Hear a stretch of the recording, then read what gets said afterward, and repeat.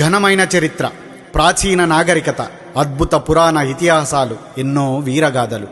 వీటన్నింటికంటే చరిత్రకారుల్ని అత్యంత ఆశ్చర్యపరిచింది ఒకటుంది. ఆ ఒక్కటే మిగతా ప్రపంచంతో మన దేశాన్ని విభిన్నంగా నిలిపింది. అదే పరమత సహనం. అవును, ఆ పరమత సహనమే మన దేశం మౌలిక స్వభావం. హిందూ, ముస్లిం, క్రైస్తవ, సిక్కు, జైన, బౌద్ధ, యూద్ ఎవరి మతం వాళ్ళది.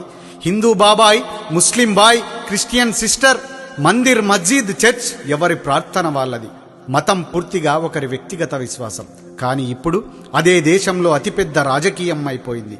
4 గోడల మధ్య మనం పూజించే దేవుణ్ణి పార్టీల జెండా మీదికి తెచ్చేశారు.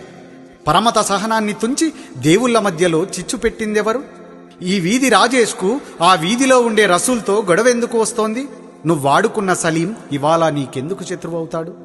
నీతోనే ఈతాడిన విల్సన్ నీకెప్పటి నుండి పరాయి వాడయ్యాడు? అస్మా, జ్యోతి, మేరీ వీళ్ళంతా కలిసి ఉంటే, కలిసి తింటే నీకొచ్చే నష్టమేమిటి? నీ మతానికి ఇంకెవడో ప్రతినిధి ఎలా అవుతాడు?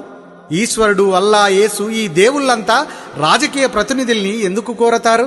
ఒక్కసారి ఆలోచించు. వాడు నీ మతంతోనే నీపై విషప్రయోగం చేస్తాడు. నువ్వు బలవంతుడివి అంటూ నీ చెవిలో పువ్వు పెట్టి వాడు పీఠమెక్కుతాడు. నువ్వు బలహీనుడివంటూ నీ చేతికి ఒక పతంగినిచ్చి వాడు పైకి ఎగురుతాడు. వాడి లక్ష్యం నీ అభివృద్ధి కాదు, వాడి అధికారం మాత్రమే. ఇది గుర్తించు. మతం మత్తులో నువ్వు కళ్ళు మూసుకొని ఉండటమే వాడికి కావాలి. నువ్వు కళ్ళు తెరిస్తే ప్రశ్నిస్తావు, నువ్వు కళ్ళు తెరిస్తే నిలదీస్తావు, నువ్వు కళ్ళు తెరిస్తే వాడి అధికారాన్ని కూలదోస్తావు. అది వాడి భయం. అందుకే నీలోకి మతాన్నెక్కిస్తాడు. ఆ పైన నిన్ను వాడికి కావాల్సినట్లు ఆడిస్తాడు. ఎన్నికలొచ్చిన ప్రతిసారి వాడి ఏకైక ఆయుధం మతం మాత్రమే.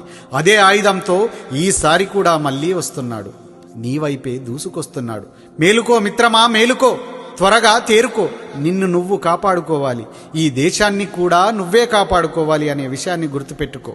జై హింద్, జై భారత్.